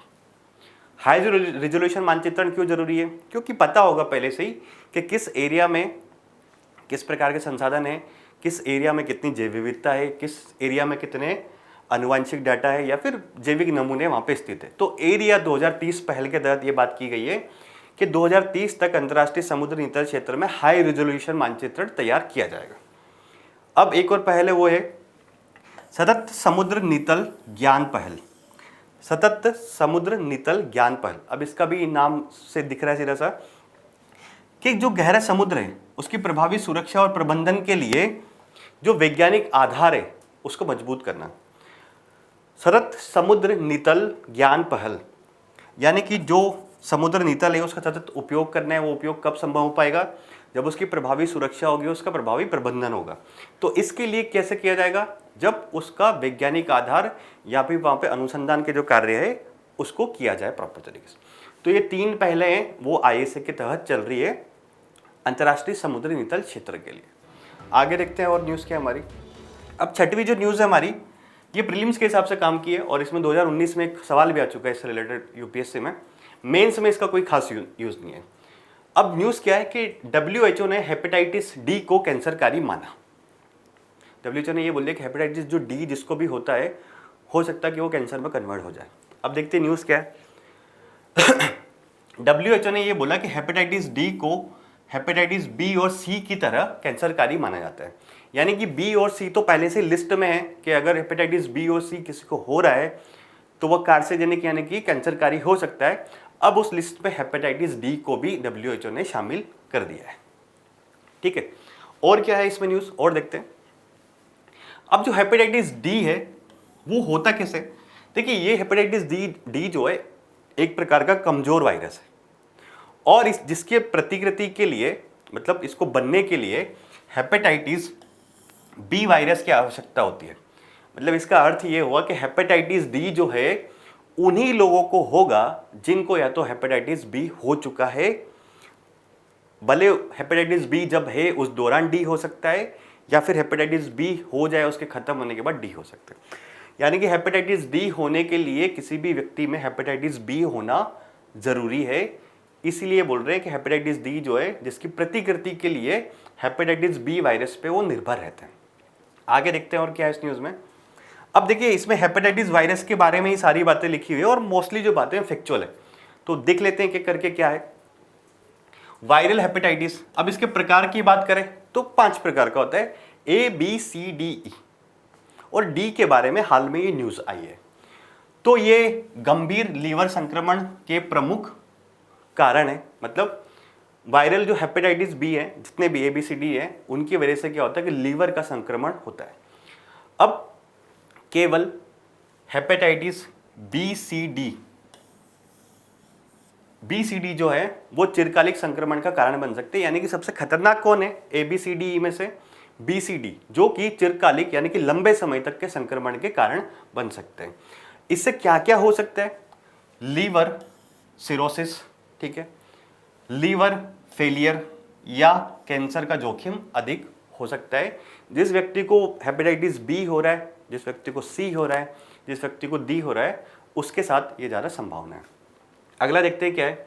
अब एक कुछ लीवर कैंसर का एक प्रकार दिया हुआ है जिसकी विश्व में सबसे ज़्यादा संख्या पाई जाती है। वो क्या है? हेप्टोसेल्युलर कार्सिनोमा। ठीक है, ये एक प्रकार का लीवर कैंसर है। कोई अगर कभी ये टर्म आए हेप्टोसेल्युलर कार्सिनोमा क्या है? तो लीवर कैंसर का एक प्रकार है जिसके विश्व स्तर पर शीर्ष 10 कैंसरों में से एक इसको माना जाता है। तो ये टर्म हमें थोड़ी ध्यान रखनी है, कभी प्रीलिम्स में आ जाए तो। अब टीके की बात करते हैं कि कौन कौन से इस वायरल के लिए टीका उपलब्ध है। तो टीके की अगर बात करी जाए तो हेपेटाइटिस सी जो है उसके लिए कोई टीका उपलब्ध नहीं है, ठीक है। हेपेटाइटिस बी का जो टीका है, हेपेटाइटिस बी का जो टीका है, हेपेटाइटिस बी का टीका DAV, यानी कि जो हेपेटाइटिस बी का जो टीका है वो ये बोल रहा है कि जो हेपेटाइटिस डी का जो वायरस होता है उससे भी संक्रमण से सुरक्षा प्रदान करता है। मेन बात जो ध्यान रखने की है वो ये है कि हेपेटाइटिस सी का कोई टीका उपलब्ध नहीं है। ये सबसे महत्वपूर्ण खबर अभी तक की हमें देखने को मिल रही है यहाँ पे। आगे देखते हैं और क्या है। अब वैश्विक प्रभाव क्या है। अब दुनिया में कितने लोग जो हैं वो इससे इफेक्टेड है। तो वैश्विक प्रभाव अगर देखें तो हेपेटाइटिस बी सी डी से दुनिया भर में लगभग 300 मिलियन से ज़्यादा जो लोग हैं वो प्रभावित है, और हर साल लगभग 1.3 मिलियन लोगों की जो है वो मौत भी हो जाती है। किसकी वजह से? हेपेटाइटिस बी सी और डी के कारण। अब क्यों इतनी मौतें हो रही है और क्यों इतने प्रभावित है? क्योंकि जो लोग जिनको ये होता है उनको पता ही नहीं होता कि उन्हें ये बीमारी है, हेपेटाइटिस बी या सी डी या डी की। पता होगा तब तो उसका वो निदान कर पाएंगे ना, पता ही नहीं होता उन लोगों को। अब जब इतनी गंभीर बीमारी है जिससे कि 1.3 मिलियन लोग हर साल मर रहे हैं, तो वैश्विक स्तर पर या भारत सरकार के स्तर पर भी कुछ प्रयास किए जा रहे हैं उसको नियंत्रण करने के लिए। तो हाँ, प्रयास किए जा रहे हैं। भारत के स्तर पर पहले बात करते हैं। भारत के स्तर पर क्या है? राष्ट्रीय वायरल हेपेटाइटिस नियंत्रण कार्यक्रम जो है वो 2018 में शुरू किया गया था, और इसका उद्देश्य क्या था कि SDG 3.3 यानी कि सस्टेनेबल डेवलपमेंट गोल्स जो है जिनको 2030 तक प्राप्त करना है, उसके जो 3.3 में स्वास्थ्य संबंधित बात जो लिखी है उसके अनुरूप ये बोला गया था कि 2030 तक हेपेटाइटिस सी को हम लोग खत्म कर देंगे। यानी कि भारत सरकार जो कोई कार्यक्रम है, राष्ट्रीय वायरल हेपेटाइटिस नियंत्रण कार्यक्रम, जो कि 2018 में शुरू किया गया था, उसके तहत ये बात बोली गई कि 2030 तक हम लोग हेपेटाइटिस सी जो है उसको समाप्त कर देंगे। इसके साथ ही अन्य प्रकार जो हैं यानी कि B, D, E, A से होने वाली जो मौतें हैं उसको भी कम करना है, ऐसा भी इस नियंत्रण कार्यक्रम में लक्ष्य रखा गया था। ठीक है, अगला देखते हैं वैश्विक स्तर पर क्या हो रहा है। तो वैश्विक स्तर पर WHO की एक पहल चल रही है। वो पहल एक सम्मिलित पहल है HIV के लिए, वायरल हेपेटाइटिस के लिए और यौन संचारी संक्रमणों पर WHO का एक वैश्विक स्वास्थ्य रणनीति है। यानी कि इन तीन चीज़ों के लिए एक वैश्विक स्वास्थ्य रणनीति है WHO की। किस किस के लिए? HIV, वायरल हेपेटाइटिस और यौन संचारी संक्रमणों के लिए, जो कि चल रही है 2022 से 2030 तक चलेगी। इसका उद्देश्य ये है कि जो लोक स्वास्थ्य समस्या के रूप में वायरल हेपेटाइटिस का उन्मूलन करते हैं। तो भारत सरकार के स्तर पर भी प्रयास कर रहे हैं और WHO के स्तर पर भी प्रयास हो रहे हैं। आगे देखते हैं इस न्यूज़ में क्या है। अब हेपेटाइटिस के निपटने में चुनौतियां क्या है वास्तव में, इसके बारे में बात करते हैं। तो कम निदान या डायग्नोसिस क्या है? 2022 का एक आंकड़ा है, वो ये बोलता है कि केवल 13% हेपेटाइटिस बी और 36% हेपेटाइटिस सी मामलों का ही निदान हो पाया। यानी कि इतने ही मामले जो हैं उनका डायलिसिस हो पाया है या पकड़े गए हैं या फिर उनका उपचार हो पाया। अगला क्या है? खराब टीका कवरेज। भारत में टीकाकरण कार्यक्रम में ये चीज़ शामिल है। हेपेटाइटिस बी का जो टीका है, मतलब हेपेटाइटिस के जो टीके हैं वो शामिल किए गए हैं। इसके बावजूद ये है कि हेपेटाइटिस बी का जो टीका का जो कवरेज है वो सिर्फ 50% के आसपास है। अब जब टीका नहीं लगाएंगे तो बीमारी हो ही जाएगी। अगला देखते हैं सीमित इलाज। अब क्या है? इलाज के लिए बहुत कम दवाएं इसके लिए उपलब्ध है। दवाई नहीं, अगर किसी को हेपेटाइटिस हो जाता है तो बहुत कम दवाएं उपलब्ध है। एक ये दवा है बुलेवीटाइट जैसी कुछ दवाएं हैं जो बन रही हैं वर्तमान में, परंतु भविष्य में अभी वर्तमान में तो बहुत ऐसी दवाइयाँ नहीं हैं जो कि हेपेटाइटिस के लिए अवेलेबल है। एक ये दवा आया है जिसका नाम है, और भविष्य में ऐसी उम्मीद हो सकती है कि और भी दवाएं और टीके जो हैं वो हेपेटाइटिस के निदान के लिए बनाए जाए। देखिए एक स्क्रीनशॉट है, वो स्क्रीनशॉट ये है कि हमें बताया गया है कि हेपेटाइटिस के प्रकार और संक्रमण के मार्ग कौन कौन से हैं। तो कुछ इंडिकेशन है, जैसे कि अगर ये इस तरह का साइन है तो जल और या भोजन के माध्यम से होगा। अगर क्रॉस लगा हुआ तो खून या तरल पदार्थ के माध्यम से होगा किसी। ऐसा एक डंडा बना हुआ है तो सुई के माध्यम से होगा, ठीक है। और ये हार्ट टाइप का कुछ बना हुआ तो यौन संबंध के माध्यम से होगा।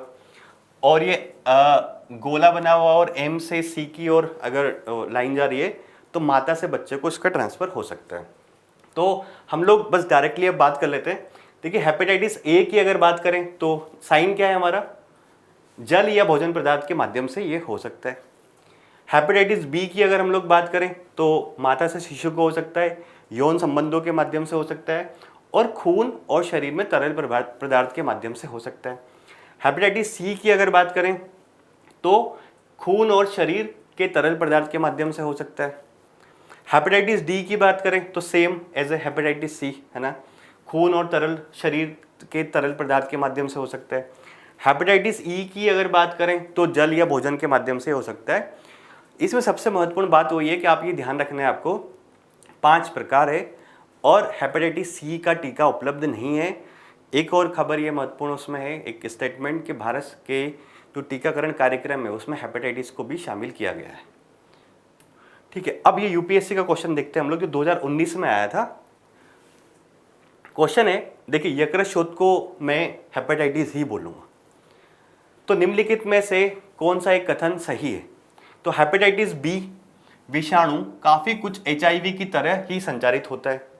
हमने अभी देखा, बैक जाते हैं एक बार, हेपेटाइटिस बी किस किस से होता है, माता से बच्चे में हो सकता है, यौन संबंध के माध्यम से होता है, सुई और इंजेक्शन के माध्यम से हो सकता है। तो एचआईवी भी ऐसे ही ट्रांसफर होता है, बात तो सही है, सुई या इंजेक्शन के माध्यम से या फिर मतलब यौन संबंधों के माध्यम से।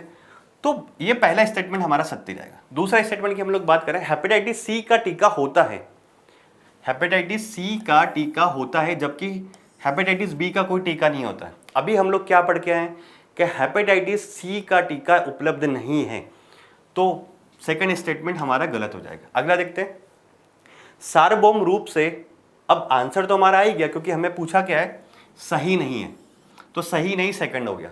परंतु 2 स्टेटमेंट और देख लेते हैं कि वो क्या कहते हैं। अब वो बाई डिफॉल्ट ही सत्य है। वो सार्वभौम रूप से हेपेटाइटिस बी और हेपेटाइटिस सी विषाणुओं से संक्रमित व्यक्तियों की संख्या एचआईवी से संक्रमित लोगों की संख्या से कई गुना अधिक है। मतलब ये बोल रहा है जितने लोग हेपेटाइटिस बी और सी से संक्रमित है उनकी जो संख्या है वो एचआईवी से संक्रमित जितने लोग हैं उनकी तुलना में ज़्यादा है।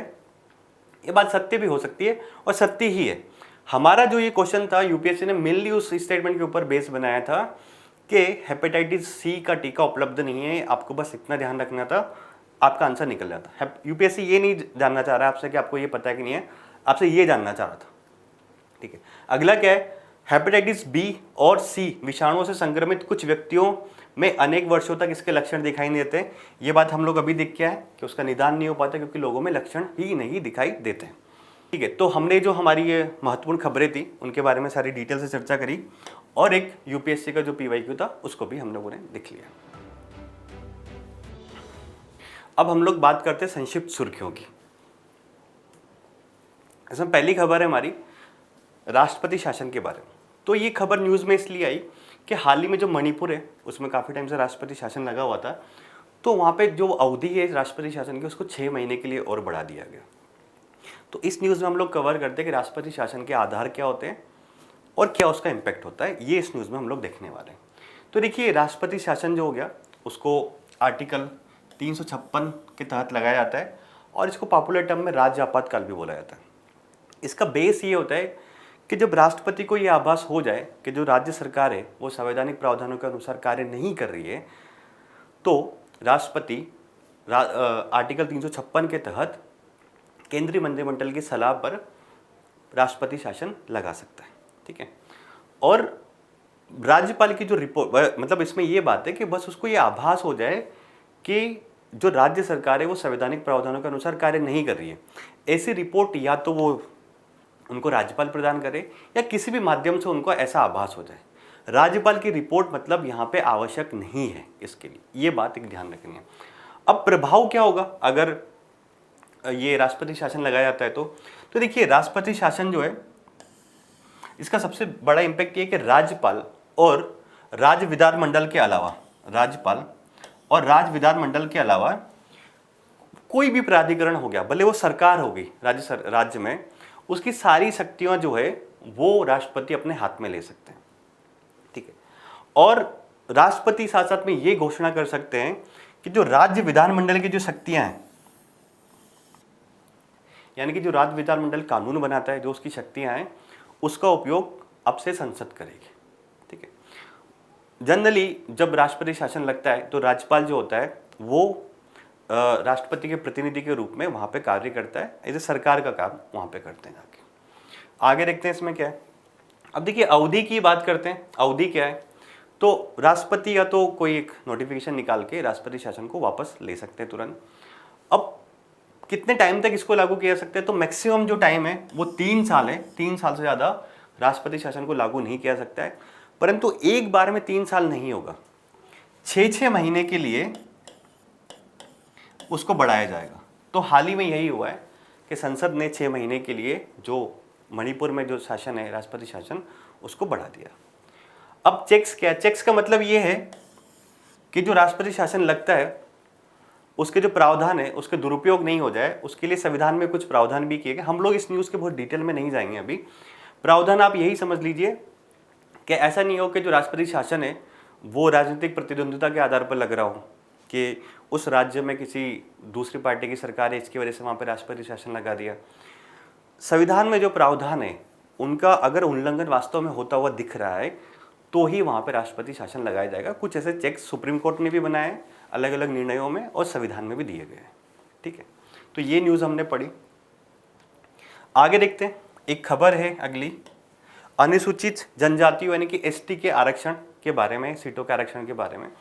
तो देखिए हाल ही में क्या हुआ कि लोकसभा ने गोवा विधानसभा का एक विधेयक था उसको पारित किया कि गोवा में अनुसूचित जनजातियाँ जो है उनको आरक्षण प्रदान किया जाएगा। तो हमारी जो मुख्य खबर है यहाँ पे वो यही है कि अनुसूचित जनजातियों और जातियों को आरक्षण जो है वो कौन से आर्टिकल के तहत प्रदान किया जाता है। तो देखिए संविधान का एक बात कर लेते हैं, संविधान का जो आर्टिकल 330 है इसके तहत एससी और एसटी को लोकसभा में आरक्षण प्रदान किया गया उनकी जनसंख्या के हिसाब से। आर्टिकल 332 जो है इसके तहत एससी और एसटी को प्रत्येक राज्य के विधानसभा में आरक्षण प्रदान किया गया है, कितना? उनकी जनसंख्या के अनुपात में। परंतु कुछ एक्सेप्शन है। एक्सेप्शन क्या है कि असम के जो स्वच्छ शासी जिले हैं वहाँ पे अनुसूचित जातियों जनजातियों को जो आरक्षण होता है वो इस पे लागू नहीं होता, क्योंकि वहाँ असम के लिए थोड़ा सा अलग प्रावधान किया हुआ है कि असम की जो विधानसभा है उसमें स्वशासी जो जिले हैं उनके खुद के लिए सीटें आरक्षित रहती हैं। तो 2 मुख्य बातें हमें यहाँ पे ध्यान रखनी है, आर्टिकल 330, आर्टिकल 332। 330 के तहत एससी एसटी को आरक्षण कहाँ पे? लोकसभा में। 332 के तहत आरक्षण कहाँ पे? राज्यों की विधानसभा में। और किसके अनुपात में? उनकी जनसंख्या के अनुपात में। ठीक है, आगे बढ़ते हैं। अब हमारी न्यूज़ है पर्यावरण प्रभाव आकलन के बारे में। तो क्या है ये? देखिए एक मामला हुआ था, मतलब सरकार ने एक नोटिफिकेशन जारी किया था। नोटिफिकेशन क्या था कि औद्योगिक शेड हो गए, स्कूल हो गए, कॉलेज हो गए, हॉस्टल हो गए को अगर पर्यावरण अनुकूल ये कोई उपाय अपना रहे, कौन कौन? औद्योगिक शेड, स्कूल, कॉलेज और हॉस्टल अगर पर्यावरण अनुकूल कोई उपाय अपना रहे तो इनको पर्यावरण मंजूरी नहीं लेनी पड़ेगी, ऐसी सरकार ने बात करी। अब सरकार ने जो ये बात करी तो इसकी वजह से एक एनजीओ था वन शक्ति जिसका नाम है, उसको लगा कि नहीं जो सरकार का ये जो नोटिफिकेशन है इसकी वजह से पर्यावरण को नुकसान हो सकता है। तो वन शक्ति का ये मानना था कि पर्यावरण और विकास में एक संतुलन होना चाहिए। तो वन शक्ति सुप्रीम कोर्ट पहुंचा और सुप्रीम कोर्ट ने हाल में एक निर्णय दिया वन शक्ति की याचिका पर। वो ये बोला कि जो ये सरकार ने मंजूरी प्रदान करी थी कि पर्यावरण मंजूरी नहीं लेनी होगी, उसको छूट दी थी, वो उसको सुप्रीम कोर्ट ने रद्द कर दिया है वर्तमान में। ये खबर है। तो अब शीर्ष न्यायालय ने ये भी बोला, सुप्रीम कोर्ट ने, कि 20,000 वर्ग मीटर से अधिक क्षेत्रफल वाली सभी निर्माण परियोजनाएं पर्यावरण को प्रभावित करती है और उनका पर्यावरण प्रभाव आकलन होना बहुत जरूरी है। यानी कि पर्यावरण प्रभाव आकलन अधिसूचना जो है 2006 की, उसके तहत पर्यावरण मंजूरी लेना अनिवार्य है। ये सुप्रीम कोर्ट ने बोला कि 20,000 वर्ग मीटर से अगर कोई बड़ी परियोजना है तो उससे आप मान के चलिए, या उससे कोई निर्माण इतना बड़ा हो रहा है तो उससे मान के चलिए कि पर्यावरण को प्रभावित वो करेगी ही करेगी। और पर्यावरण प्रभाव आकलन अधिसूचना 2006 की है, उसके तहत उस परियोजना के लिए पर्यावरण मंजूरी लेनी ही पड़ेगी। ये बात हुई है। तो ये जो बात है, ये एक्चुअली जो सुप्रीम कोर्ट ने बात बोली वो उसी अधिसूचना की ही बोली। ये पर्यावरण प्रभाव आकलन अधिसूचना जो 2006 में सरकार के द्वारा जारी की गई थी। देखिए एक छोटी सी बात और है, ये जो जारी की गई थी पर्यावरण प्रभाव आकलन अधिसूचना 2006, ये पर्यावरण संरक्षण अधिनियम जो है 1986 का, उसके तहत ये जारी की गई थी। यानी कि इसका लीगल बेस है पर्यावरण संरक्षण अधिनियम जो 1986 का, उसके तहत पर्यावरणीय प्रभाव आकलन अधिसूचना 2006 जारी की गई थी। इसमें भी यही बात बोली गई थी कि 20,000 वर्ग मीटर से अगर बड़ी उससे कोई परियोजना है तो उसके लिए पर्यावरणीय मंजूरी लेनी पड़ेगी। और परियोजना को इस प्रकार वर्गीकृत किया गया, मतलब 2 श्रेणियों में उसको वर्गीकृत किया गया था। श्रेणी ए मतलब ऐसी परियोजनाएं जिनकी मंजूरी केवल केंद्र सरकार देगी। श्रेणी बी जिनकी मंजूरी जो है वो है राज्य सरकार देगी। तो यहाँ पे अगर सबसे महत्वपूर्ण बात देखी जाए तो वो ये है कि जो पर्यावरण प्रभाव आकलन अधिसूचना 2006 है वो किस एक्ट के तहत जारी की गई थी, वो तो है 1986 का पर्यावरण संरक्षण अधिनियम है, उसके तहत जारी की गई थी। और दूसरा महत्वपूर्ण स्टेटमेंट ये है कि 20,000 वर्ग मीटर से अधिक की कोई भी निर्माण परियोजना हो गई किसी भी प्रकार की हो तो उसके लिए पर्यावरण मंजूरी लेनी जरूर पड़ेगी। ठीक है, आगे देखते हैं। अगला है क्रिल के बारे में। क्रिल क्या है? देखिए एक प्रजाति है क्रिल।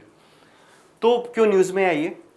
तो ये बोला कि क्रिल प्रजाति जो है वो मत्स्यन हो गया, जलवायु परिवर्तन हो गया, या फिर मछली आहार हो गया, पालतू पशु आहार हो गया, तथा मानव सप्लीमेंट में उपयोग होने वाले ओमेगा 3 तेल की बढ़ती मांग के कारण इन पे दबावग्रस्त हो रही है। मतलब कहीं ना कहीं इनका उपयोग जो है वो ज़्यादा किया जा रहा है इन सब कारणों की वजह से।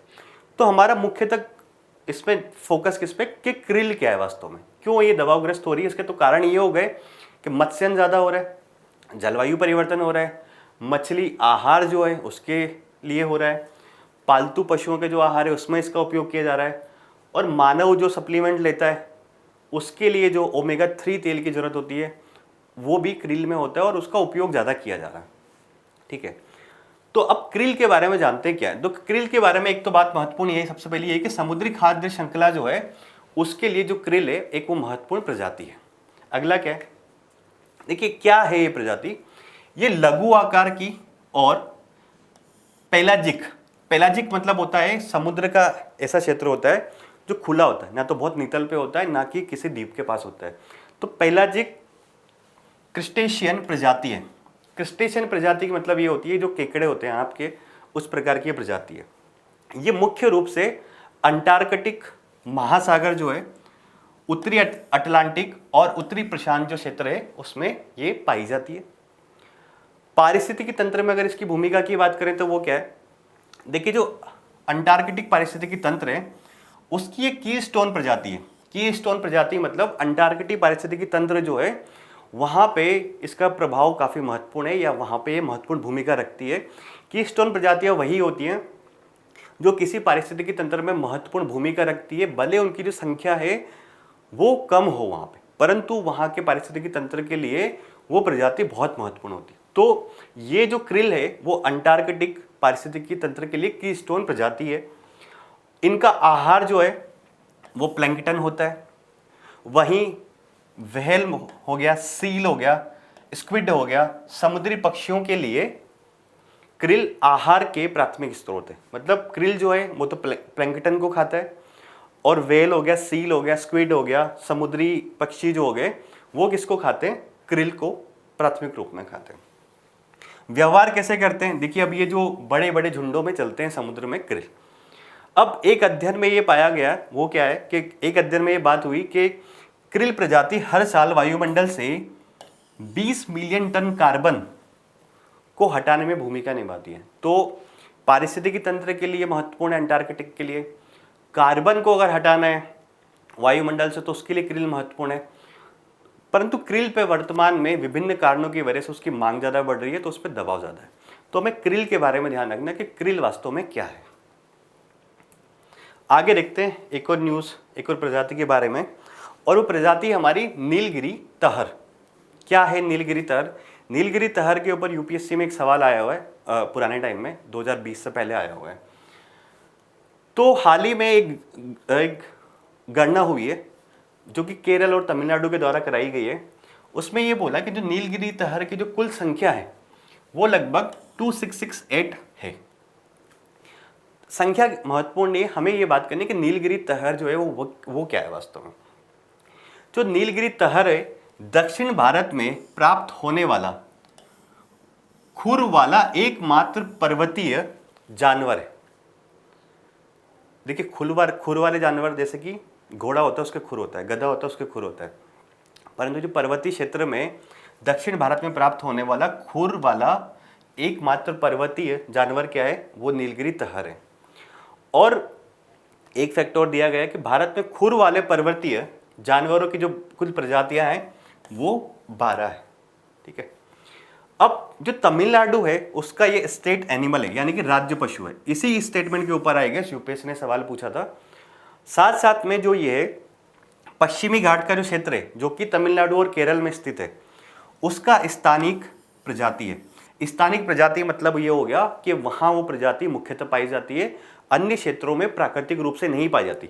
नीलगिरी तहर जो है उत्तराखंड में पाया जा सकता है, परंतु स्थानिक रूप से नहीं, वहाँ मुख्यतः वो नहीं मिलता है। हो सकता है कि यहाँ से उसको ट्रांसफर वहाँ पे किया होगा। तो स्थानिक प्रजाति वही होती है जो कि उसी क्षेत्र में प्राकृतिक रूप से पाई जाती है। तो पश्चिमी घाट का जो क्षेत्र है तमिलनाडु और केरल वाला, वहाँ पे स्थानिक है। और इसकी सर्वाधिक संख्या की अगर बात करें तो एराविकुलम राष्ट्रीय उद्यान जो है वहाँ पे इसकी सर्वाधिक संख्या पाई जाती है। 3 महत्वपूर्ण बातें ध्यान रखनी है। तमिलनाडु का स्टेट एनिमल है, खुर वाला एकमात्र पर्वतीय जानवर है, और पश्चिमी घाट जो है तमिलनाडु और केरल वाले में ये स्थानिक है। ठीक है। अब संरक्षण की स्थिति क्या है इसकी, ये भी महत्वपूर्ण है। ये इंडेंजर्ड है। ठीक है, इसकी संख्या काफ़ी कम है, तो इंडेंजर्ड है, IUCN की लाल सूची में, रेड लिस्ट में।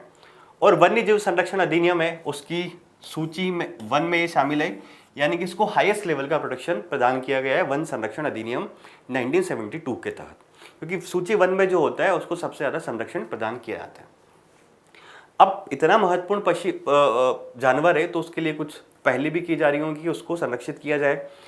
तो प्रोजेक्ट नीलगिरी तहर जो है वो तमिलनाडु राज्य सरकार ने 2023 में शुरू किया गया था। एक नीलगिरी तहर दिवस भी मनाया जाता है जो कि 7 अक्टूबर को मनाया जाता है। अब इसको खतरा किससे? बागान जो है, या फिर अवसंरचना के जो काम हो रहे, या फिर जो भूमि है उसके उपयोग में परिवर्तन हो रहे, इसकी वजह से इनका जो पर्यावास है जहाँ पे ये रहते हैं मुख्यतः, उनका नुकसान हो रहा है, जिसकी वजह से इनकी संख्या जो है वो कम हो रही है।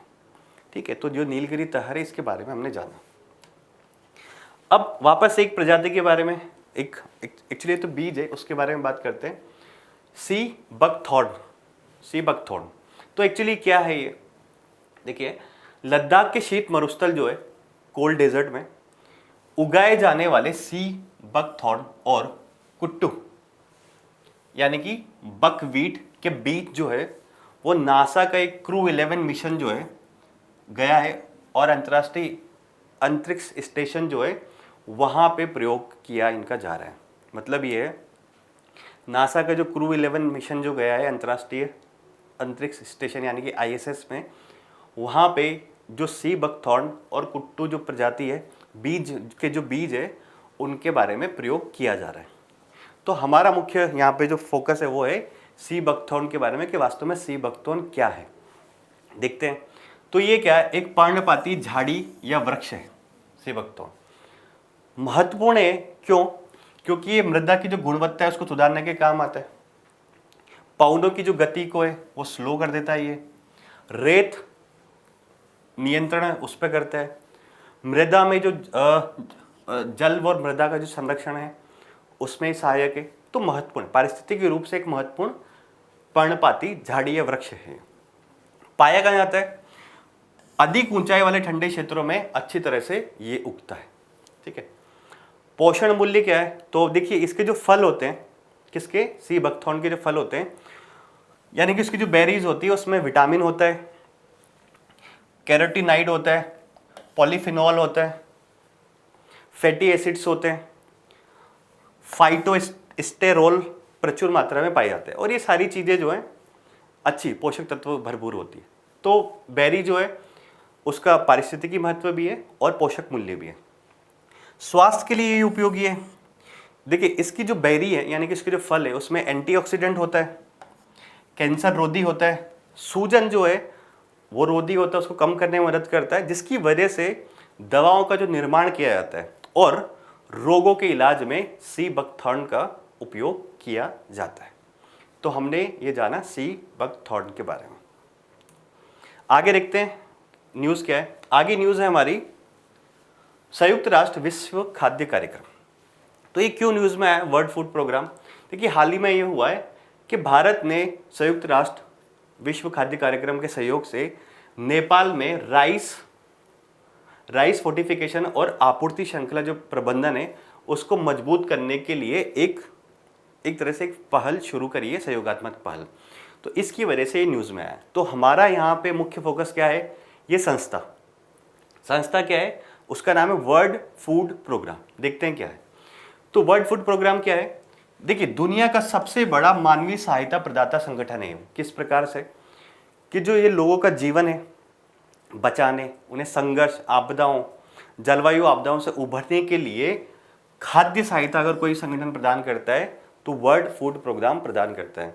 यानी कि संघर्ष के टाइम पे खाद्य प्रदान करेगा, आपदाओं से निपटने के लिए, जलवायु परिवर्तन अगर हो रहा है तो किसी प्रजाति के क्षेत्र में अगर रिसर्च करना है, डेवलपमेंट करना है, तो ये संगठन है। तो विश्व का सबसे बड़ा मानवीय प्रदाता संगठन है। इसका मुख्यालय कहाँ है, रोम में है, इटली में। ठीक है।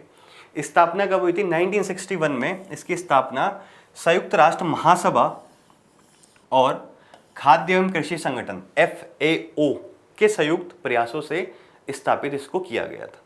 वित्त पोषण की बात करें कि उसको पैसा कहाँ से मिलता है अपने क्रियाकलापों को चलाने के लिए, तो सरकारें भी देती हैं, राष्ट्रीय सरकारें देती हैं, कंपनियां जो है वो देती हैं, कुछ निजी जो है बिलियनियर्स जो होते हैं अगर वो देना चाहे तो इसको स्वैच्छिक रूप से दान दे सकते हैं या फिर योगदान दे सकते हैं ना। तो इसका जो फंड है वो सरकार से भी आता है, कंपनियों से भी आता है, दानदाताओं से भी आता है। और अगर इसके अचीवमेंट की बात करें तो 2020 में इसे नोबेल शांति पुरस्कार मिल चुका है इसके किए हुए कार्यों के कारण। ठीक है। तो ये हमने जाना विश्व खाद्य कार्यक्रम यानी कि विश्व वर्ल्ड फूड प्रोग्राम के बारे में। आगे चलते हैं। आगे हमारी न्यूज़ है आवश्यकता की स्वीकृति। क्या है ये? देखिए हाल ही में क्या हुआ है कि रक्षा खरीद परिषद जो है उसने लगभग 67,000 करोड़ रुपए मूल्य के जो रक्षा सामग्री है या खरीद जो की जाने वाली है उसके लिए एक स्वीकृति प्रदान करी है, उसका नाम है आवश्यकता की स्वीकृति। तो सबसे पहले तो ये बात कर लेते हैं कि आवश्यकता की स्वीकृति क्या होता है। देखिए आपको कोई भी प्रोडक्ट खरीदने जाना है, भारत सरकार को कोई रक्षा खरीद करनी है, तो सबसे पहले एक एनालिसिस किया जाएगा कि हमें किस किस चीज़ की आवश्यकता है। हमें रडार चाहिए, हमें वेपन्स चाहिए, हमें टैंक चाहिए, हमें मिराज चाहिए, अलग अलग तरह की जो भी हमें चाहिए, अपग्रेडेशन के लिए चाहिए या फिर इमेजर चाहिए, जो भी चीज़ चाहिए उसका एक एनालिसिस किया जाएगा और ये जो रक्षा खरीद परिषद है उसके सामने रखा जाएगा कि हमें इन चीज़ों की आवश्यकता है। तो रक्षा खरीद परिषद उसको उस आवश्यकताओं को अगर मंजूर कर देती है तो उसको बोलता है कि आवश्यकता की स्वीकृति, यानी कि हाँ हमारे पास जो आवश्यकता है हम उसको स्वीकृति प्रदान कर रहे हैं। इसके बाद फिर खरीद की प्रक्रिया धीरे धीरे शुरू होगी। तो ये फर्स्ट चरण है। अगर रक्षा उपकरणों को खरीदना है, अपग्रेड करना है, तो ये फर्स्ट चरण है कि आवश्यकता है उसको सबसे पहले स्वीकृति प्रदान की जाए, उसके बाद खरीदने की या फिर बाकी प्रक्रिया शुरू हो। ठीक है। तो ये हो गया कि रक्षा अधिग्रहण प्रक्रिया के तहत सैन्य उपकरणों की खरीद के लिए पहली एक तरह से कदम है। अब ये कौन कौन सी प्रौद्योगिकियां हैं जिसको प्रदान किया गया ये आवश्यकता की स्वीकृति? मेरे हिसाब से इतना काम का नहीं है, एक बार इसकी रीडिंग देख लीजिएगा कि थर्मल इमेजर हो गया, ड्राइवर नाइट साइट हो गया, रात्रिकालीन आवाजाही के इससे युद्ध में सुधार होगा, समुद्र के अंदर खतरों का पता लगाने के लिए और उसे बेअसर करने के लिए कॉम्पैक्ट ऑटोनोमस सरफेस क्राफ्ट, इन चीज़ों की खरीद की जा रही है। अब एक और महत्वपूर्ण चीज़ है इसमें, वो ये रक्षा खरीद परिषद क्या है। देखिए, रक्षा खरीद परिषद जो है वो रक्षा मंत्रालय के अंतर्गत काम करती है। इसके अध्यक्ष जो होते हैं वो भारत के रक्षा मंत्री होते हैं, और भारत में रक्षा उपकरणों की खरीद के लिए एक अगर कोई सर्वोच्च निर्णय लेने वाला निकाय है तो वो है रक्षा खरीद परिषद, जिसके अध्यक्ष कौन होते हैं, भारत की रक्षा मंत्री। तो यहाँ पे दो बातें हमें ध्यान रखनी है, आवश्यकताओं की स्वीकृति क्या होता है और रक्षा खरीद परिषद के अध्यक्ष मेनली कौन होते हैं। ठीक है, अब हमारी जो जितनी भी न्यूज़ थी, शॉर्ट न्यूज़, वो हम लोगों ने देख ली। अब जो सुर्खियों में रहा स्थल है उसके बारे में हम लोग बात करते हैं। तो देखिए, आज हमारा जो सुर्खियों में रहा स्थल है वो है न्यूजीलैंड। न्यूजीलैंड की अवस्थिति आप देख सकते हैं, और ये न्यूजीलैंड की राजधानी है। न्यूजीलैंड की राजधानी है वेलिंगटन। तो देखते हैं न्यूजीलैंड की भौगोलिक स्थिति क्या है और कौन कौन सी वहाँ पे नदियाँ हैं, पठार है। तो न्यूज़ में क्यों आया, भारत और न्यूजीलैंड के बीच में पहली रक्षा रणनीतिक वार्ता नई दिल्ली में आयोजित हुई, इसके लिए न्यूजीलैंड थोड़ा सा न्यूज़ में आया। देख लेते हैं न्यूजीलैंड में क्या क्या है। ठीक है, तो न्यूजीलैंड की अवस्थिति क्या है, दक्षिण पश्चिमी प्रशांत महासागर है, वहाँ पे ये स्थित है। इसके आसपास ये पूरा प्रशांत महासागर है, तो वहाँ पे स्थित एक द्वीपीय देश है। इसके सीमावर्ती जल निकाय की अगर बात करेंगे तो तस्मान सागर है और प्रशांत महासागर है। ठीक है, मतलब प्रशांत महासागर से चारों ओर ये घिरा हुआ एक तरह से। न्यूजीलैंड के दो प्रमुख द्वीप है, एक उत्तरी द्वीप और एक दक्षिणी द्वीप। ठीक है, और इन दोनों द्वीपों को अलग करने के लिए क्या है, कुक जल डमरू मध्य, ये उत्तरी द्वीप हो गया, ये दक्षिणी द्वीप हो गया, और इन दोनों को पृथक करने के लिए कुक जल डमरू मध्य हो गया। और देखते हैं इसमें क्या है। अब इसकी और भौगोलिक विशेषताओं की बात करें तो और क्या है, देखिए भू आकृति की बात करते हैं तो रिंग ऑफ फायर जो है, रिंग ऑफ फायर मतलब प्रशांत महासागर के आसपास के वो क्षेत्र जहाँ पे ज्वालामुखी और भूकंप ज़्यादा आते हैं, रिंग ऑफ फायर का हिस्सा है ये, क्योंकि ये प्रशांत महासागर के इस कॉर्नर पे स्थित है। यहाँ पर कैंटरबरी के जो जलोढ़ मैदान है वो यहाँ पे पाए जाते हैं। सक्रिय ज्वालामुखी यहाँ पे कुछ है, जैसे कि माउंट रुपेहू, वाइट आइलैंड इत्यादि। ठीक है, सबसे ऊंची अगर इसकी चोटी की बात करें तो इसकी सबसे ऊंची चोटी है माउंट कुक, जो कि दक्षिणी आल्प में स्थित है। अब इसकी कुछ प्रमुख नदियों की बात करें तो वो है वाईकाटो, कलूथा, वांगानुई इत्यादि। ठीक है, जेलेंडिया नामक एक लघु महाद्वीप है, उसका ये हिस्सा है। ठीक है, तो बात ये ध्यान रखनी है कि न्यूजीलैंड की अवस्थिति क्या है, कौन कौन सी नदियां हैं वहाँ पे, और कौन से लघु महाद्वीप है, जेलेंडिया उसका ये हिस्सा है। ठीक है, तो आज अपनी जितनी भी महत्वपूर्ण खबरें थी, 6 महत्वपूर्ण खबरें थी और कुछ संक्षिप्त सुर्खियाँ थी, उनके बारे में हम लोगों ने विस्तार से चर्चा करी। उम्मीद है आप इससे ज़रूर लाभान्वित होंगे। अब आपकी स्क्रीन पर कुछ प्रश्न आ रहे होंगे, आप उन प्रश्नों का जवाब दीजिए और हमें कमेंट बॉक्स में बताइए। साथ साथ में जुड़े रहिए हमारे साथ अगले न्यूज़ टुडे के सेशन के लिए। Thank you so much.